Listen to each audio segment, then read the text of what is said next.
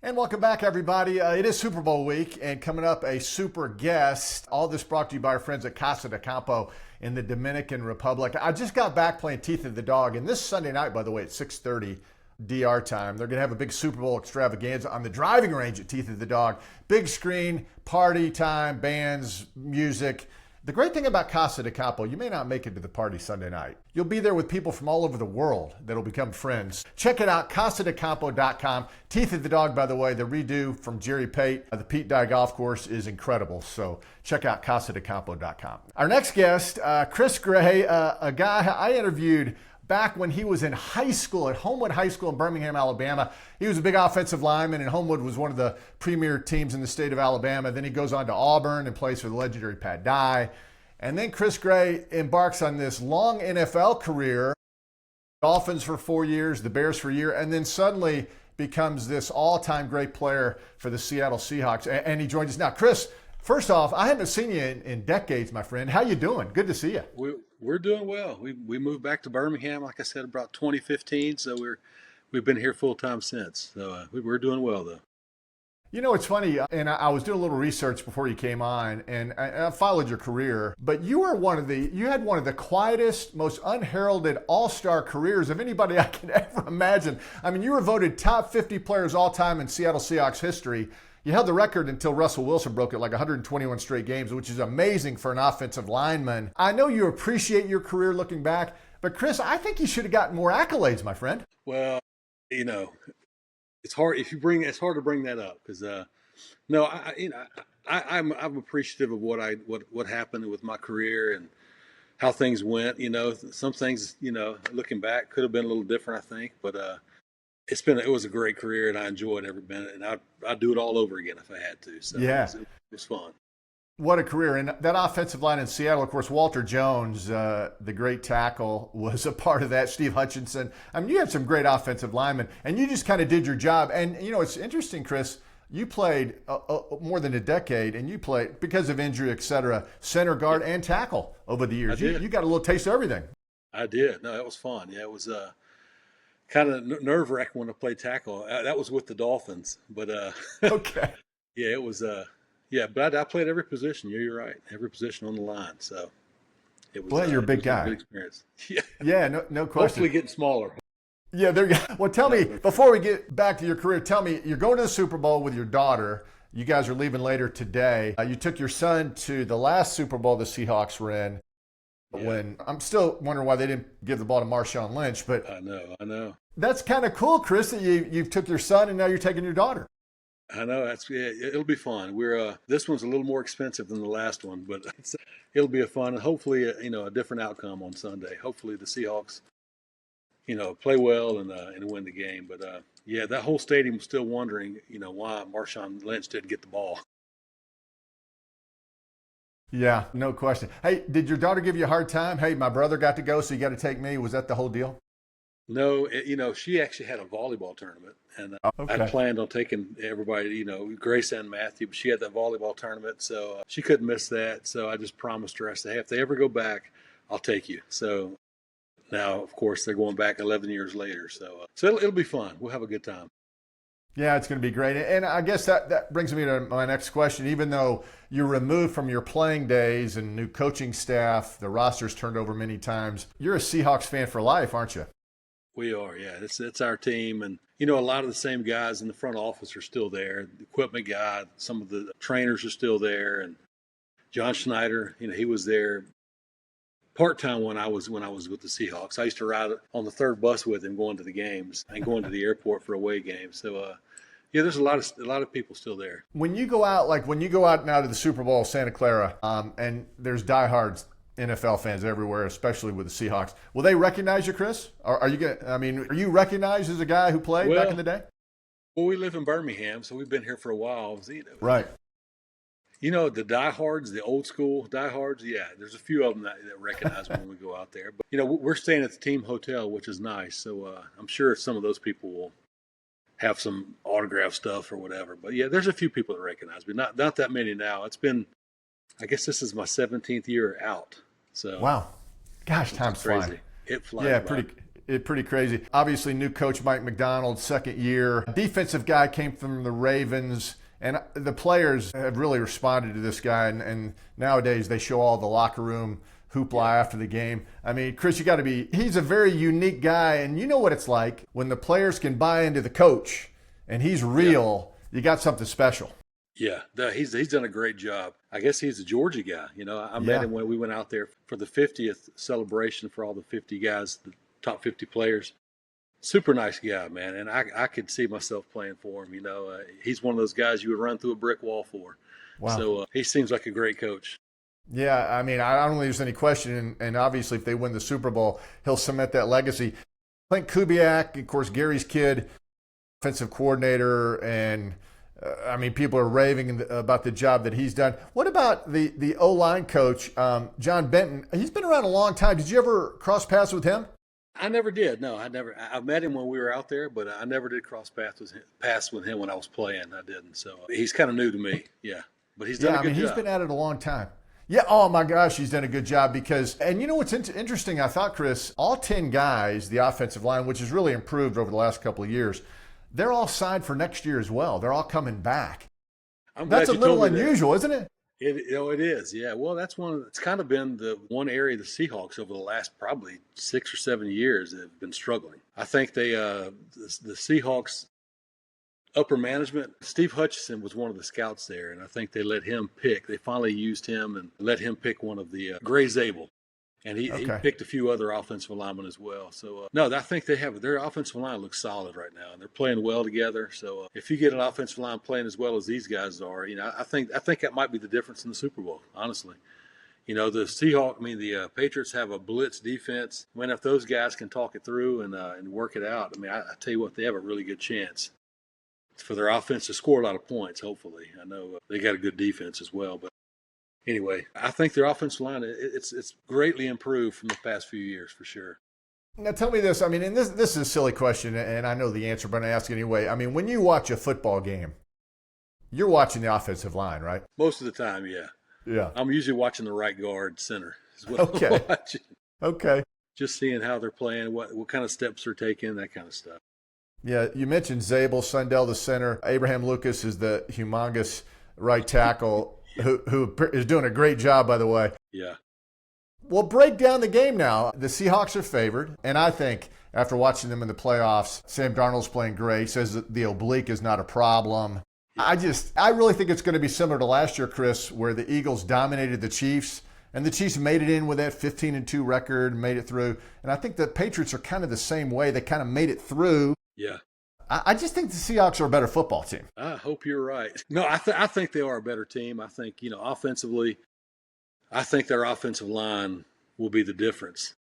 I really do. I think if they can pick up all the blitz packages that the Patriots have, there's a really good chance we'll score a lot of points. And I think on the other side is our defense.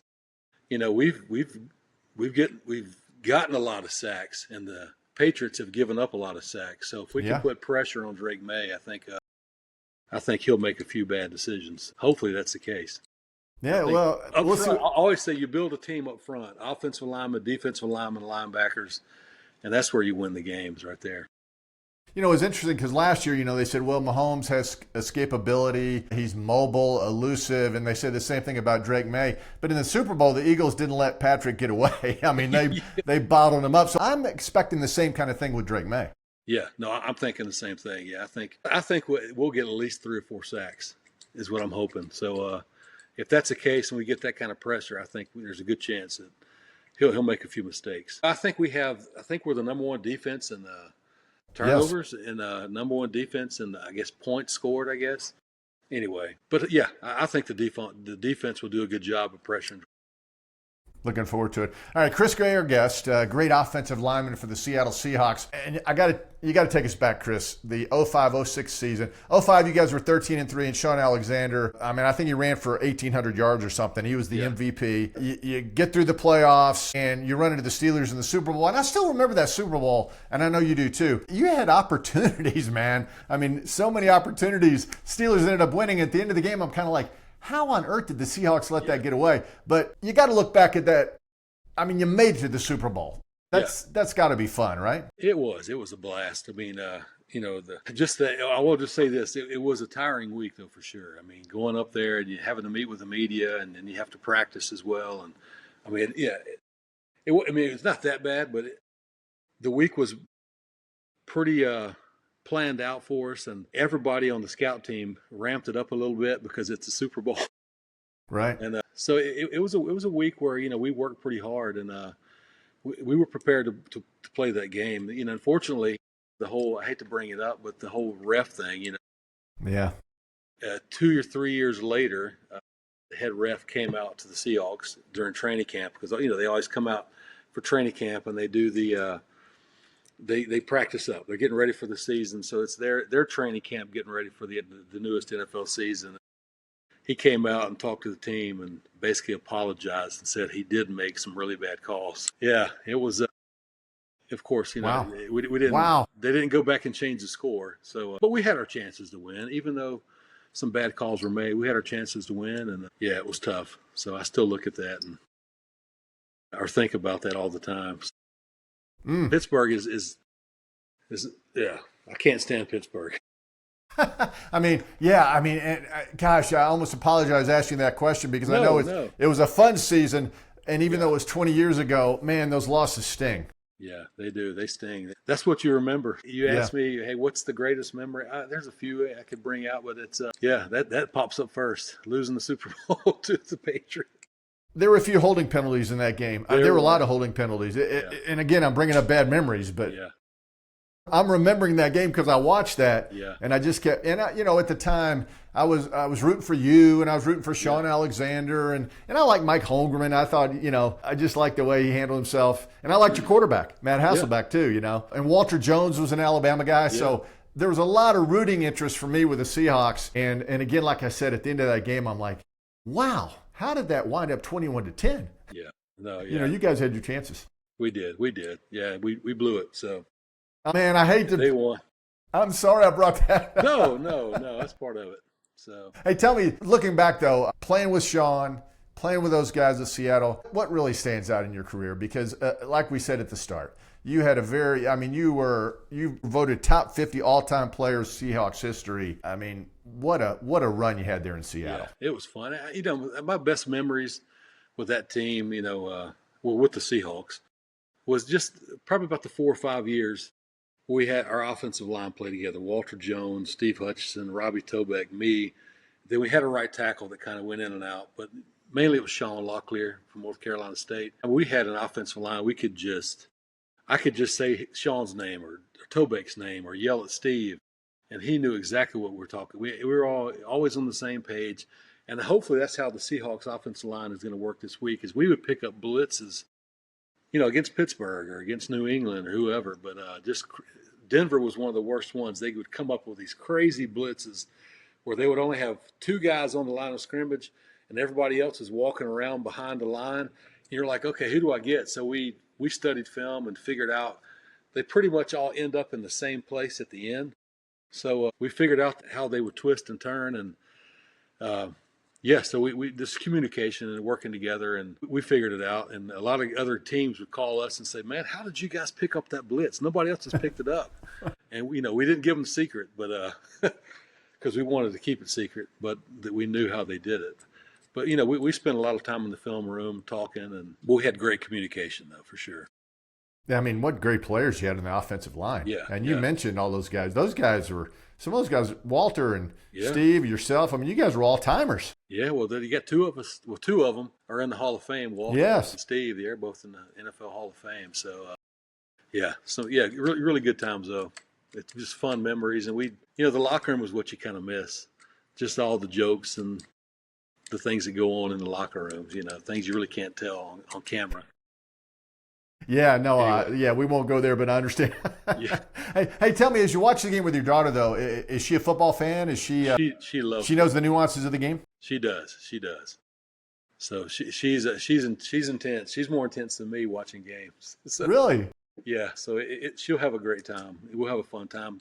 Plus, staying at the team hotel, hopefully she sees some of the players she looks up to and she follows. So it'll be fun. Oh, that's awesome. That'll be great fun. So, well, I'm glad I hooked up with you. You know, it's funny. I talked about interviewing you at Homewood High School, Yeah, and you guys were really good in high school. And I'm not that much older than you are, Steve. I mean, 10 years. I mean, my yeah. goodness, that's not that much, right? No, no, not at all. No, 10 years is nothing, especially when I'm 55. So yeah. Yeah. Well, now everybody knows how old I am. No, yes. No, I'm kidding. You know, I interviewed you in high school, and then when you were at Auburn, it was always fun because you know, everybody wants the quarterback, everybody wants the Yeah. running back, and I said, let's go interview Chris, the offensive lineman from Homewood, because you know, not that many people would ever try to get an interview with an offensive lineman. Yeah, no, yeah, no, I appreciate that. Yeah, well, I was a tight end actually. I was an offensive. I played a couple of games at offensive line, but I mainly was a tight end. Yeah, Coming you up were a in high big school. kid, Yeah, yeah. right? And I got recruited by a bunch of different schools, and it came down to Auburn and Notre Dame were the two schools. So No kidding. yeah, and end up committing to Notre Dame verbally, not verbally. I told one of the guys that yeah. Then Coach Dye, Coach Sullivan, and Larry Blakeney, they all came down, and I Wow. went to Coach Dye's farm and went hunting on the farm and that kind of stuff. Anyway, killed a deer. Oh, well, he knew how to get you then. Yeah, he did. Yes. What a great story that is. Oh, my goodness. Coach Dye, Pat Sullivan, and Larry Blakeney, that was they sent the Three Musketeers after They you there. did. I know it was the whole crew. Yeah. So it was fun, man. Auburn it was a great choice. Things worked out well for me. So Were they telling you at the time they thought they were going to convert you to offensive line? no, they were comparing me to oh gosh, I'm drawing a blank. The tight end that played for Green Bay from Auburn. I'm drawing a blank. Okay. Anyway, they were comparing me to one of the all-time greats, you know, from Auburn, and I was, you know, of course, stroking my ego a little bit. They were, but no, that didn't come up until probably my second year at Auburn. I was a pretty good blocker, and Coach Wayne Hall wanted me to play defensive line. Wayne Hall. Oh my gosh. Wayne Hall wanted me to play defensive line after I got there, and then Neil Calloway wanted me to play offensive line. And every time I dropped a pass, one of those guys would say, "Gray, you're one drop away." Yeah. So it was Anyway, so I didn't want to play offensive line, but it turned out to be a good thing. Wow. I mean, that when you mentioned Wayne Hall and Neil Calloway, Coach Calloway, wow, that brings back great memories. Yeah, yeah, some really good coaches. Yeah, There's no some kidding. really good coaches on that staff. Yeah, that's awesome, man. Good memories going back. I mean, it's been a long time, but when you mention names like that, it brings it back to full circle. I'm like, wow, those were good days, man. Those were great days. Well, Chris, we appreciate it, buddy. You're flying out to Santa Clara, huh? Yeah, we have flying to San Francisco first, then we're going to drive down. So cheaper flights going to San Francisco than San. Yeah, but it's an easy drive. It's an easy drive. Yeah, when I'm out there for golf, we always fly into San Fran and then just hop on the highway there, so it's an easy way. All right, well, good luck to you. Good luck to the Seahawks, and great catching up with you, Chris. Yeah, same. Yeah, I'd love to get dinner or lunch or dinner or something like that. Yeah, if you're in town. Absolutely. Yeah, in weeks to come, when I get, I've traveled a little bit for the tour, the PGA Tour, but when I'm back, let's get together. I'd love to get our families together and have some fun. That'd be good. Yeah, I appreciate it. And oh, by the way, Ricky Davis says hello. Your old agent. Yes. Yes, he's a great guy. He's still doing it too. Still working with guys. Yeah, I still see Ricky all the time, and I got your number from him, so you know how that all works out. So, all right, Chris, safe travels, my friend. Hey, thank you very much. Thank you, bud. Take care.